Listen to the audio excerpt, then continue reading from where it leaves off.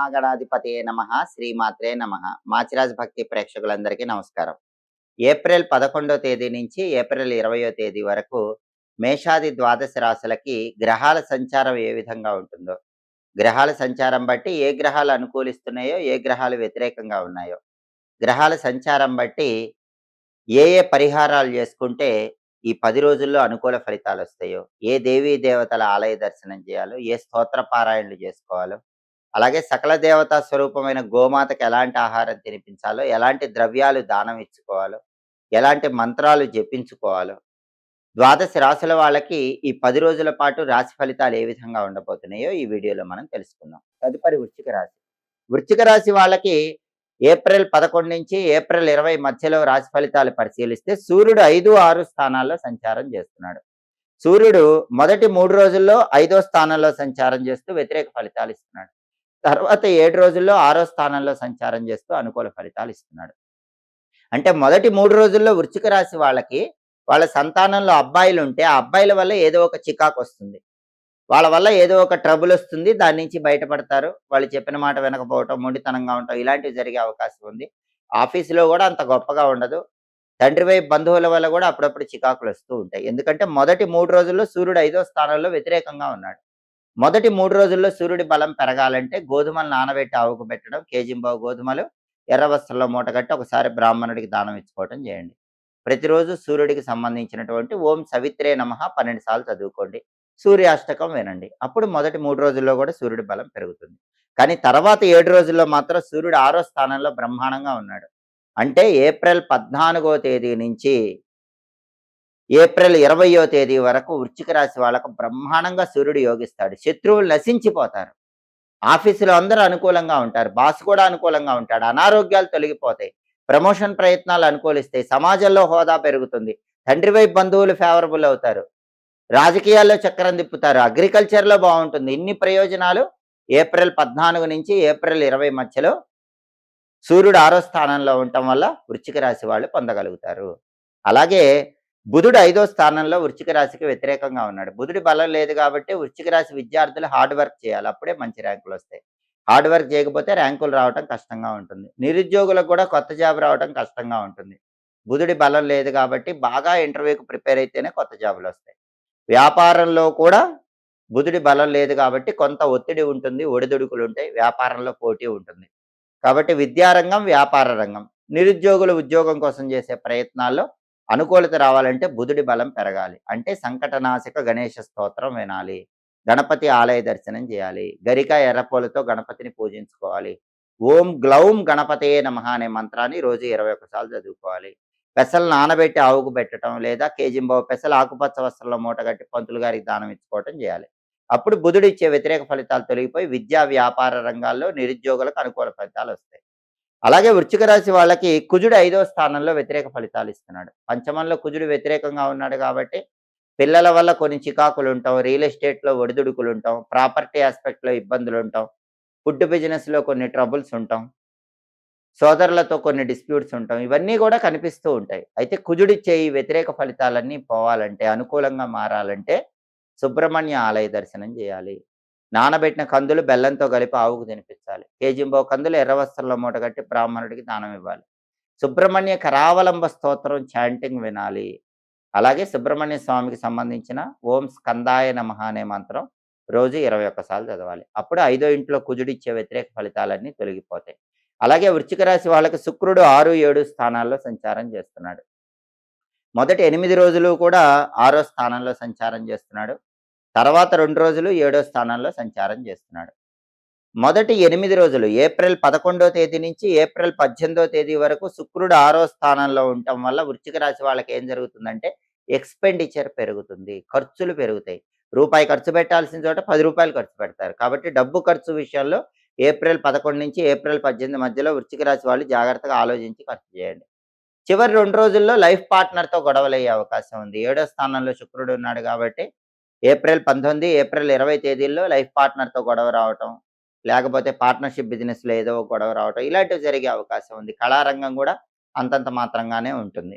Textile, ladies emporium, boutique వ్యాపారాల్లో కూడా పెద్దగా లాభాలు కనిపించవు. ఎందుకంటే ఈ 10 రోజుల్లో శుక్రుడు వ్యతిరేకంగా ఉన్నాడు. శుక్రుడి బలం పెరగాలంటే 10 రోజుల్లో శుక్రుడు ఫేవరబుల్ అవ్వాలంటే నానబెట్టిన అలసందలు ఆవుకు తినిపించాలి.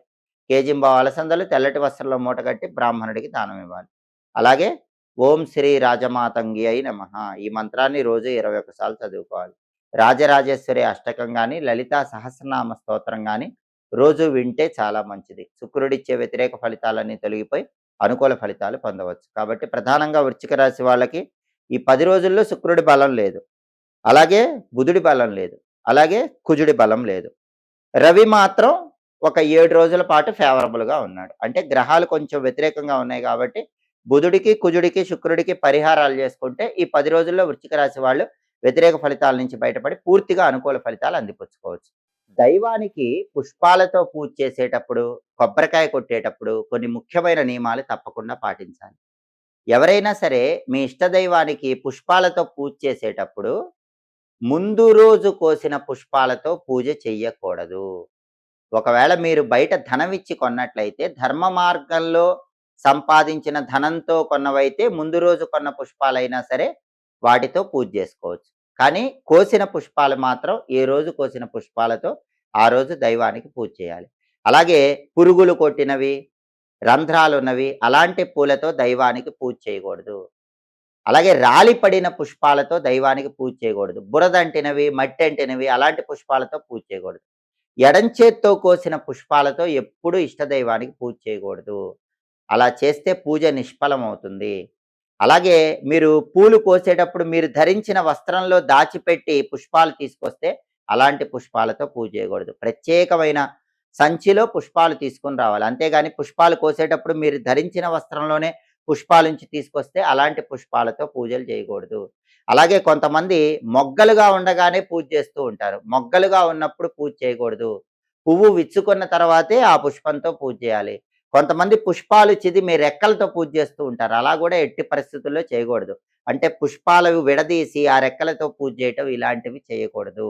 దైవానికి పూజ చేసేటప్పుడు ఈ నియమాలు పాటించాలి. అలాగే పండ్లు నైవేద్యం సమర్పించేటప్పుడు కూడా పక్వానికి రాని పండ్లు దైవానికి నైవేద్యంగా సమర్పించకూడదు. అలాగే పురుగులు కొట్టినవి, రంధ్రాలున్నవి అలాంటి పండ్లు దైవానికి సమర్పించకూడదు.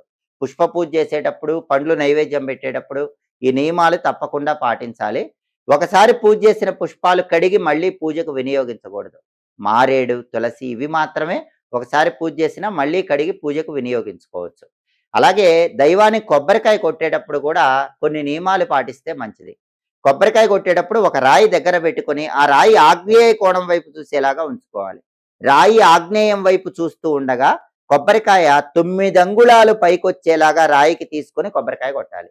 అంటే రాయి నుంచి 9 అంగుళాలు పైకి కొబ్బరికాయ పెట్టి కొడితే మంచిదని ధర్మశాస్త్రాల్లో చెప్పారు. కొబ్బరికాయ కొట్టేటప్పుడు కొబ్బరికాయకి జుట్టు భాగం ఉంటే ఆ జుట్టు భాగాన్ని చేతిలో తప్పకుండా పట్టుకోవాలి. కొంతమంది జుట్టు భాగం పట్టుకోకుండా కొబ్బరికాయ కొడతారు. అలా కొట్టకూడదు. జుట్టు భాగం కూడా చేతిలో పట్టుకొని కొబ్బరికాయ కొట్టాలి. కొబ్బరికాయ కొట్టినప్పుడు సరిగ్గా 2 భాగాలుగా పగలకపోయినా, కుళ్ళిపోయినా కొంతమంది భయపడుతూ ఉంటారు. భయపడాల్సిన అవసరం లేదు. నమఃశివాయ అనే పంచాక్షరి మంత్రాన్ని 21 సార్లు గాని, 11 సార్లు గాని చదువుకుంటే కొబ్బరికాయ కుళ్ళిన దోషం పోతుంది. సరిగ్గా 2 భాగాలు మధ్యకి పగలకపోయినా ఆ దోషం పోతుంది.